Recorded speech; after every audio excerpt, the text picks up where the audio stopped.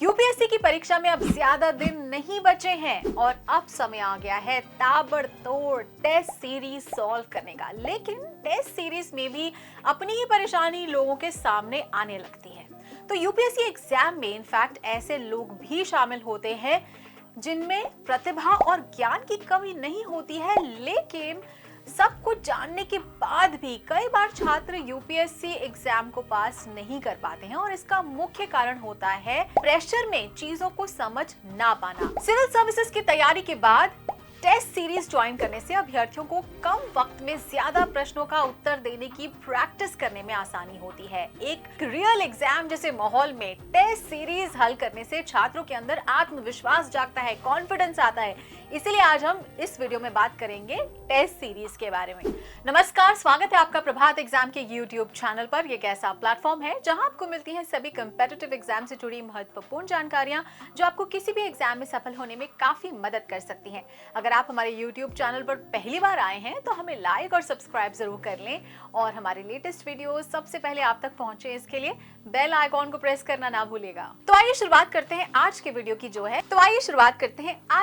की जो है यूपीएससी टेस्ट सीरीज मार्क्स नहीं आ रहे तो सिर्फ ये करो। तो टेस्ट सीरीज की प्रैक्टिस के दौरान अभ्यर्थियों को अक्सर इस बात का अंदाजा लग जाता है कि उन्हें क्या छोड़ना है और क्या चुनना है, जिससे क्या होगा कि नेगेटिव मार्किंग से बचा जा सके।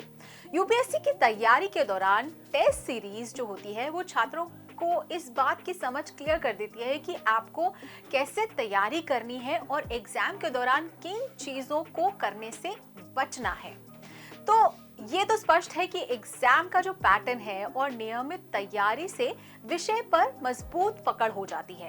लंबे समय तक टेस्ट सीरीज की प्रैक्टिस करने से अभ्यर्थियों के मन में एग्जाम के दौरान दबाव को सहना और कम समय में सवालों को हल करने की जो क्षमता होती है वो विकसित होती है, जिससे क्या होता है कि उनकी जो रैंकिंग है ना वो बढ़ सकती है। तो ये आपको तेजी से ज्ञान प्राप्त करने में मदद करता है। इसके अलावा आप अपनी गलतियों से भी बहुत कुछ सीखते रहते हैं। अब ये सारी इंपॉर्टेंट बातें हैं जो टेस्ट सीरीज आपको हेल्प करती है। अब आपके मन में सवाल यही आ रहा होगा कि आखिर प्रैक्टिस टेस्ट में ज्यादा मार्क्स स्कोर करने के लिए क्या किया जाए।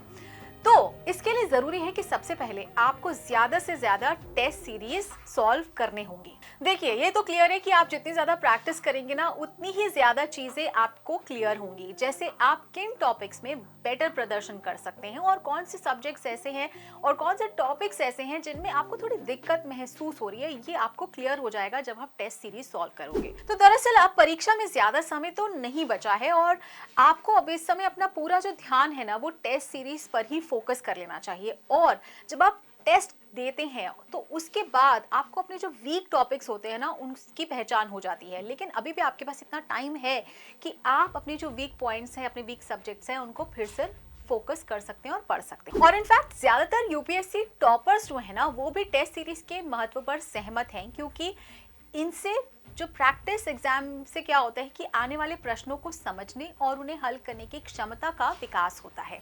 और इतना ही नहीं, सबसे महत्वपूर्ण बात ये भी है कि मॉक टेस्ट से टाइम मैनेजमेंट का जो फंडा है ना वो आप इंप्लीमेंट करते हैं और एग्जाम के समय के जो दबाव होता है वो समझते हैं, तो उससे आगे निपटने में मदद मिलती है।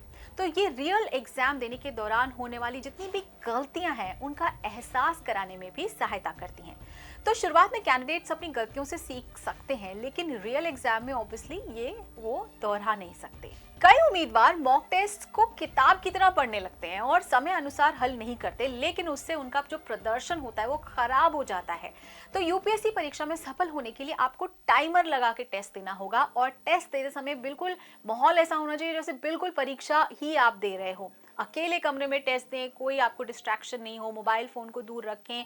परीक्षा में नेगेटिव मार्किंग होती है तो मॉक टेस्ट में भी इसका ध्यान रखें और जिन प्रश्नों के बारे में आपको कोई भी जानकारी नहीं है, बिल्कुल क्लूलेस है, उनका उत्तर आप ना दें।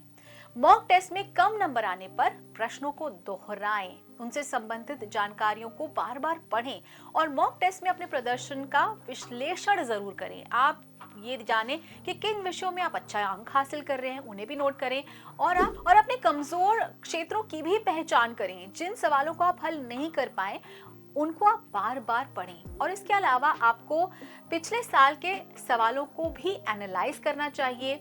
कि वो कौन से टॉपिक्स ऐसे हैं जिनमें रेगुलरली सवाल पूछे जाते ही हैं।